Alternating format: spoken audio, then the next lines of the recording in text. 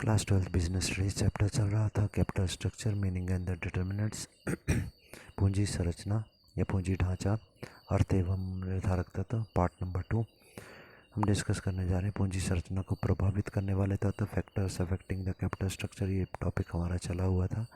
इसके अंदर हम फर्स्ट ए पार्ट कर रहे थे, आंतरिक तत्व जो हमारी पूंजी संरचना को प्रभावित करते हैं, इंटरनल फैक्टर्स। इसमें 7 पॉइंट्स हमने किए थे, 8 पॉइंट पर हम आते हैं। 8 पॉइंट है प्रबंधकों का दृष्टिकोण या एटीट्यूड ऑफ द मैनेजमेंट। देखें, प्रबंधक मतलब मैनेजर हमारे जो है, उनका दृष्टिकोण, एटीट्यूड का मतलब है उनका विचार क्या है, ठीक है, उनका अनुभव, एक्सपीरियंस क्या कहता है, उनका स्वभाव या नेचर किस प्रकार का है, मान्यताएं, एजम्पशंस, वो क्या मान के चलते हैं, उनका कौशल, एक्सपर्टीज़ जो है उनकी। पूंजी संरचना को ये सारी चीज़ें प्रभावित करती हैं। प्रबंधकों का पूर्वानुमान, फोरकास्टिंग, प्रबंधक क्या अनुमान लगाते हैं फ्यूचर का, उनकी क्षमता, एफिशिएंसी कैसी है, जोखिम उठाने की योग्यता, capacity to bear the risk, और व्यावसायिक दक्षता, बिजनेस में वो कितने एक्सपर्ट हैं। ये सारी चीज़ों को ध्यान में रख कर ही हमारे को अपनी पूंजी संरचना जो है वो बनानी चाहिए। इसमें अंश पूंजी का कितना हिस्सा होगा, ठीक है, शेयर कैपिटल का, और ऋण पूंजी, लोन कैपिटल का कितना हिस्सा होगा, ये सभी कुछ हम डिसाइड करेंगे हमारे प्रबंधकों के दृष्टिकोण को ध्यान में रखते हुए। 9 पॉइंट हमारा आता है परिचालन अनुपात या ऑपरेटिंग रेशो। अब परिचालन अनुपात जो है उसके बारे में देखें। इसका पूंजी संरचना या हमारा जो कैपिटल स्ट्रक्चर है इसके साथ बहुत गहरा संबंध होता है। जिस संस्थाओं में ये अनुपात ज़्यादा होता है, ऑपरेटिंग रेशो जिसकी ज़्यादा होती है जिस कंपनी की, उसमें ब्याज और लाभांश के भुगतान की आय जो है वो कम बचती है, ठीक है। ऑपरेटिंग रेशो ज़्यादा हो जाएगी तो हम ज़्यादा ब्याज नहीं दे पाएंगे, लाभांश पे हम ज़्यादा नहीं दे पाएंगे, इनकम हमारी कम बचती है। ऐसी उपक्रमों में जो कुल आय की तुलना में स्थायी संपत्तियों और पूंजीकरण की मात्रा उतनी ही कम हो जाएगी, ठीक है। जितनी हमने पूंजी, कुल आय हमारी जो है उसके मुकाबले में स्थायी संपत्तियाँ, फिक्स एसेट्स और पूंजीकरण की मात्रा कम होती है, तो अंशों की तुलना में ऋणगत प्रतिभूतियों का अनुपात भी कम हो जाता है। ऑपरेटिंग रेशो के बारे में हम +1 11th क्लास में अकाउंट में पढ़ चुके हैं। ऑपरेटिंग प्रॉफिट्स क्या होते हैं। 10th पॉइंट हमारा आता है समता पर व्यापार, ट्रेडिंग ऑन इक्विटी। ये पॉइंट, थोड़े थोड़े से पॉइंट्स की एक्सप्लेनेशन आपको एग्जामिनेशन के हिसाब से पता होनी चाहिए। बहुत डिटेल में हायर क्लासेस में हम इनके बारे में डिटेल में पढ़ते हैं। वहाँ पर करीब करीब ये एक एक टॉपिक जो है वो 4-4 5-5 पेज का होगा। अभी इंट्रोडक्शन ही केवल आपके सिलेबस में है। तो देखते हैं समता पर व्यापार, अगला पॉइंट हमारा है 8th पॉइंट, क्या होता है ट्रेडिंग ऑन इक्विटी। तो ट्रेडिंग ऑन इक्विटी का मतलब क्या होता है, इसमें साधारण अंश बहुत थोड़ी मात्रा में निर्गमित किए जाते हैं। मतलब हमारी कंपनी क्या करती है, शेयर तो बहुत थोड़े से इशू करती है और बाकी पूंजी कहाँ से इंतजाम करती है, लॉन्ग टर्म लोन ले लेते हैं। मतलब थोड़े शेयर इशू करना और लोन बहुत ज़्यादा ले लेना। इस प्रकार से स्वामी जो होता है कम पैसा विनियोग करता है और ज़्यादा से ज़्यादा संपत्तियों का मालिक हो जाता है, क्योंकि हम उधार लेके भी संपत्तियाँ खरीद लेते हैं। इससे हमारी संस्था की कुल विनियोग पर प्राप्त होने वाली आय जो होती है, ऋण जो हमने दीर्घकालीन ऋण लिए थे ना, जो इनकम हमारे को होती है, वो लोन पर जो हमने ब्याज देना है उससे ज़्यादा होती है। मतलब हमारे को लाभ ज़्यादा हुआ और हमने जो ब्याज देना है वो कम होता है। इसलिए साधारण अंश जो होते हैं या शेयर्स हमारे जो होते हैं उन पर ज़्यादा लाभांश हमारे को बच जाता है, क्योंकि जो उधार लिया उस पर तो हम एक निश्चित प्रतिशत का ब्याज ही देंगे, उससे ज़्यादा लाभ हमारे को होता है तो उनको हम नहीं देते। वो किससे मिलेगा, सारे मालिकों में बांटा जाएगा लाभांश के रूप में। तो ऐसे प्रबंधक से क्या होता है, ऐसे प्रबंधक से न्यूनतम विनियोग के द्वारा व्यवसाय को अधिकतम नियंत्रण जो है वो रखना चाहते हैं। मतलब हम, क्योंकि शेयर तो हमने थोड़े से इशू किए हैं, ठीक है, और बाकी हमने उधार लेके काम चलाया, पूंजी तो हमारे पास काफ़ी है, परंतु जो थोड़े से शेयर इशू किए, तो जिन व्यक्तियों ने वो सारे शेयर खरीद लिए, सारा कंट्रोल भी उनके पास हो गया, और फिर आखिर में जितना भी लाभ बचेगा वो ऊंचा लाभांश जो होता है वो सारा का सारा लाभ मालिकों को मिलता है।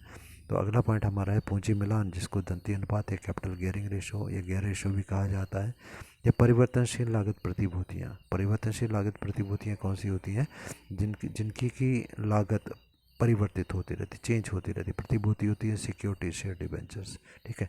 अब कौन से शेयर्स का जो लागत है, खर्चा है, वो चेंज होता रहता है, इक्विटी शेयर का।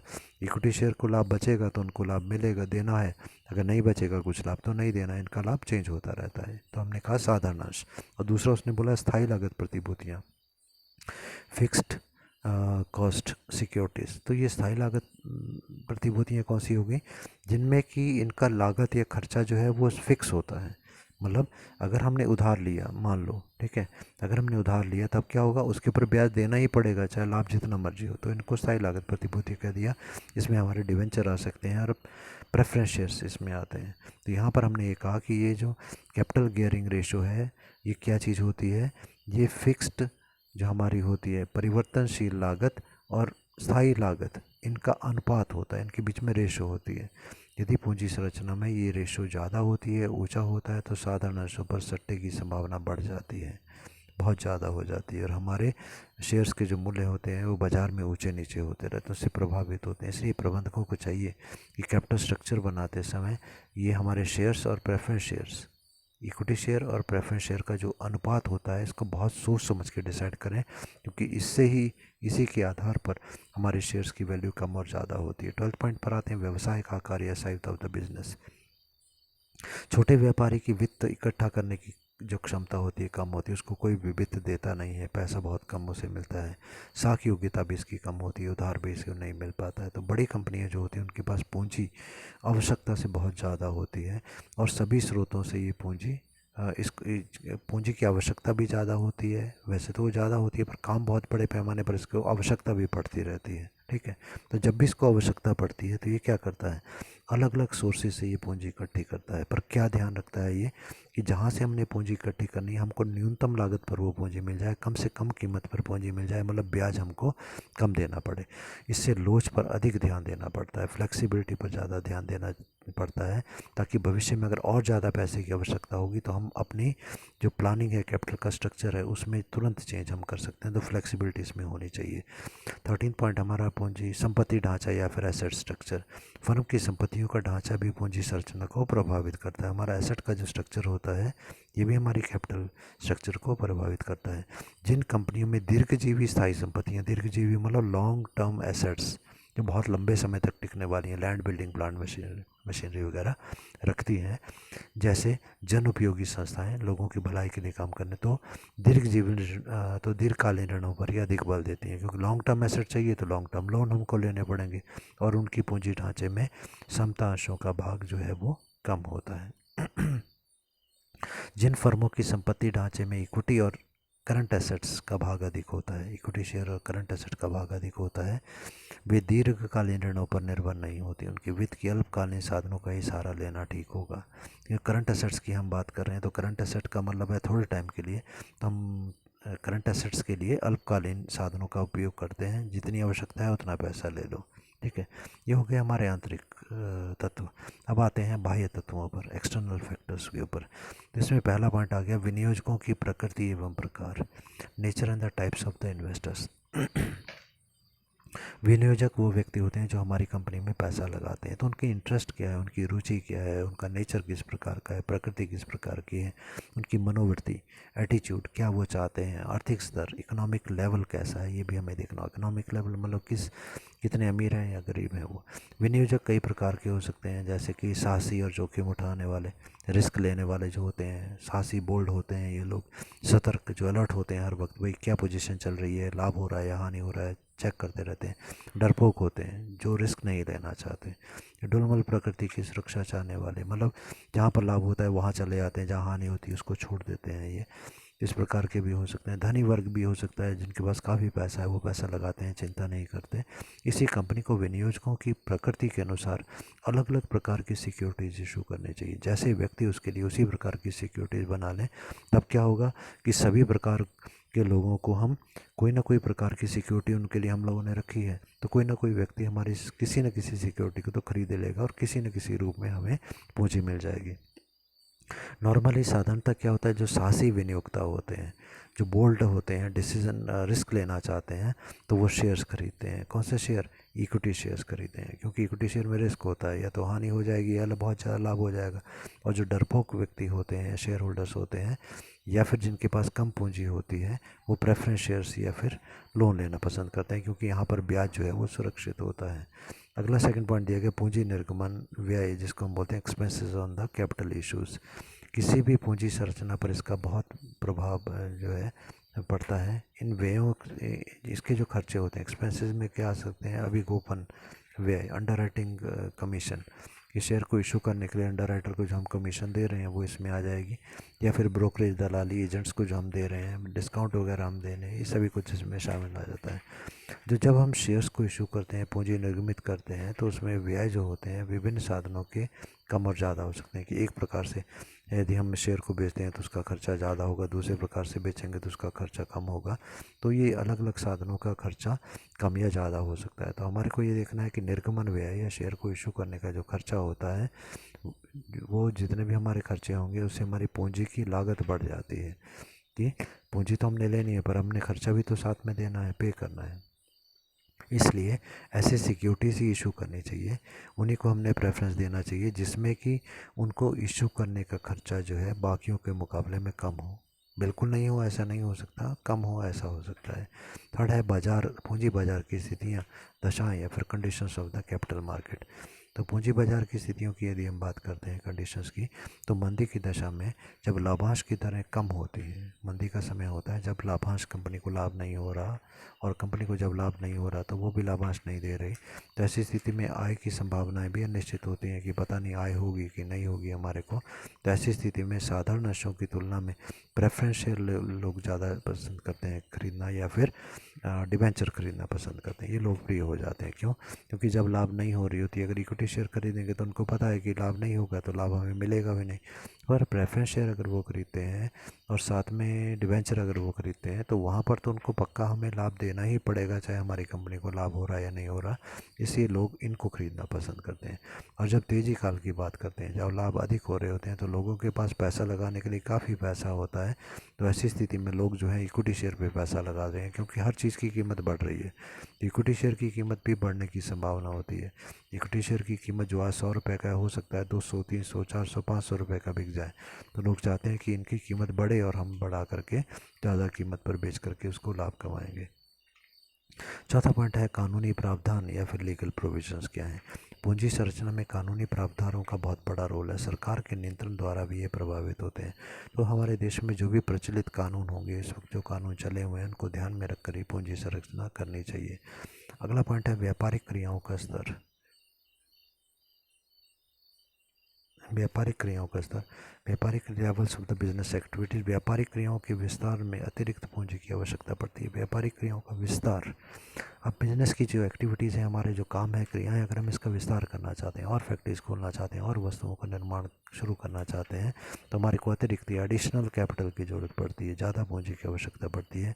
वित्तीय प्रबंधक क्या करता है, फाइनेंशियल मैनेजर, ऐसी कंडीशन में ये कोशिश करता है कि हम पूंजी इकट्ठी करें पर कम दर पर पूंजी इकट्ठी करें, मतलब कम से कम पैसा खर्च करके हम लोग पैसा इकट्ठा करें। ये फाइनेंशियल मैनेजर की ड्यूटी होती है।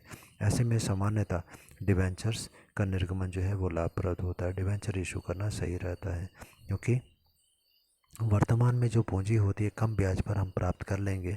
ठीक है, थोड़ा सा ब्याज देंगे और पूंजी हमें मिल जाएगी, परंतु भविष्य में बढ़ी हुई व्यापारिक आय से इन ऋण पत्रों को सुगमता से शोधन कर सकते हैं। आज हमें पैसे की आवश्यकता थी, हमने थोड़े कम ब्याज के ऊपर हमने उधार ले लिया, और जब भविष्य में हमारी इनकम बढ़ जाएगी, हमने उधार लिया, उससे हम वस्तुएं बनाएंगे, बना करके बेचेंगे और हमारे को भविष्य में लाभ होगा। तब क्या होगा, भविष्य में जब हमारी इनकम बढ़ जाएगी तो आसानी से हम लोगों का उधार जो पैसा हमने लिया था वो वापस कर देंगे। तो उनका शोधन करना मतलब उनको हम आसानी से समाप्त कर पाते हैं। अगला पॉइंट हमारा है कर प्रावधान या टैक्स प्रोविज़न। देश में जो विद्यमान प्रावधान है, मतलब सरकार के टैक्स के जो रेट्स हैं इस वक्त, उनको भी हमें ध्यान देना है, उसके हिसाब से हमें पूंजी संरचना बनानी है। अगला है मौसमी परिवर्तन या सीजनल चेंजेस। पूंजी की मांग जो होती है वो मौसमी परिवर्तनों के कारण घटती और बढ़ती रहती है। इसलिए पूंजी संरचना में अल्पकालीन ऋणों के अपेक्षाकृत अधिक ब्याज दिया जा सकता है। ठीक है, जो थोड़े समय के लिए हमारे को लोन चाहिए तो उसके ऊपर हम ब्याज देकर भी ये लोन ले सकते हैं, जिससे कि मंदी के दिनों में कंपनी पर वित्तीय बोझ ना पड़े। हम थोड़े टाइम के लिए लोन लेते हैं कि मंदी के टाइम पर भी अगर हम लोगों ने लोन ले रखा है तो फिर हमें ब्याज देना पड़ेगा, जबकि इनकम हो नहीं रही होगी। तो हमेशा अल्पकालीन ऋणों पर हमें निर्भर होना चाहिए। अगला पॉइंट हमारा है वित्तीय संस्थाओं की नीति और policy of the financial institutions. देश में वित्त प्रदान करने वाली, पैसा उधार देने वाली जो कंपनियां हैं, जिनसे हम उधार पैसा लेते हैं, बैंक इत्यादि जो है, उनकी नीतियाँ पॉलिसीज़ क्या हैं वो भी हमें ध्यान में रखना है। कार्यप्रणाली वो कैसे काम करते हैं, जिसको हम बोलेंगे वर्किंग सिस्टम, उनका क्या योजनाएं, प्लान्स उनकी क्या है, ये भी हमारी पूंजी संरचना को प्रभावित करती हैं।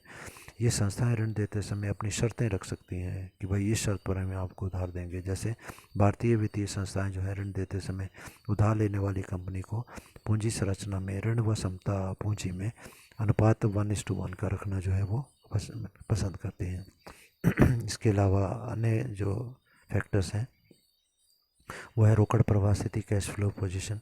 पूंजी ढांचे का निर्माण करते समय हमारे को हमारी रोकड़ प्रवाह स्थिति भी ध्यान रखनी है कि कितना पैसा हमारे पास आता रहता है, कितना पैसा हमारा जो है वो जाता है। अगर हमारे पास रेगुलर पैसा आता है तो हम फिर कुछ सोच सकते हैं। अगर रेगुलर इनकम नहीं होती तब हमारे को उधार लेना पड़ेगा। तो यहाँ पर कैश फ्लो पोजीशन की हम बात करें तो रोकड़ स्थिति अगर हमारी अच्छी है कि कैश अगर हमारे पास लगातार आता रहता है, निश्चित तौर पे हमें पता है कि पैसा आएगा ही आएगा, तो ऐसी स्थिति में ऋण पूंजी या डेब्ट कैपिटल का उपयोग करें, मतलब हम उधार ले लेते हैं। क्योंकि अगर हम उधार लेंगे तो हमें मालूम है उसके ऊपर ब्याज देना पड़ेगा, और पैसा हमारे पास अगर आता रहता है तो हम आसानी से ब्याज जो है वो दे पाएंगे। इसे ऋण पूंजी पर ब्याज व मूल राशि की वापसी के लिए बहुत अधिक रोकड़ की जरूरत होती है, और लगातार अगर कैश आता है तो हम आसानी से ऋण ले सकते हैं। अगला हमारा है ब्याज आवरण अनुपात। ये कुछ एक रेशोज़ हैं जो कि बहुत डिटेल में पढ़ने की आपको आवश्यकता नहीं है, थोड़ी सी इंट्रोडक्शन काफ़ी है इसकी। ब्याज आवरण अनुपात, जिसको कि इंटरेस्ट कवरेज रेशो या ICR बोला जाता है, इसका फार्मूला देखें, EBIT बाई इंटरेस्ट हमारा है बिफोर इंटरेस्ट एंड टैक्स जो है, ठीक है, earning before interest and tax यहाँ पर ऊपर आ जाएगा और नीचे हमारा आ जाएगा इंटरेस्ट जो हमने देना है। इससे ये पता चलता है कि ब्याज के भुगतान के लिए हमारे पास EBIT राशि जो है वो कितनी है, ठीक है।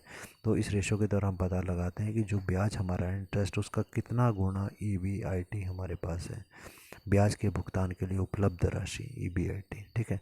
ये ब्याज की पेमेंट के लिए पैसा कितना है और ब्याज कितना देना है। तो पैसा जो हमारे पास पड़ा है वो ऊपर लिखेंगे हम, और ब्याज हम लिखेंगे नीचे। इसका मतलब अगर ऊपर वाली फिगर ज़्यादा होगी तो हम ज़्यादा आसानी से ब्याज दे पाएंगे। तो इसका मतलब है ऊपर वाली फिगर का मतलब क्या, बड़ी होने का मतलब क्या हो गया, रेशो का ज़्यादा होना। तो हम कह सकते हैं कि रेशो जितनी ज़्यादा होगी कंपनी की ऋण प्राप्त करने की क्षमता उतनी ही ज़्यादा होगी। क्योंकि जो व्यक्ति हमें उधार देगा वो पहले देखेगा भाई EBIT इसकी कैसी है, ब्याज की भुगतान करने की के लिए कितना पैसा इसके पास है। अगर खूब पैसा इसके पास पड़ा हुआ है तो हमें आसानी से वो उधार दे देगा। अगर पैसा नहीं है हमारे पास, अर्निंग नहीं है हमारी, तो हमको उधार नहीं देगा।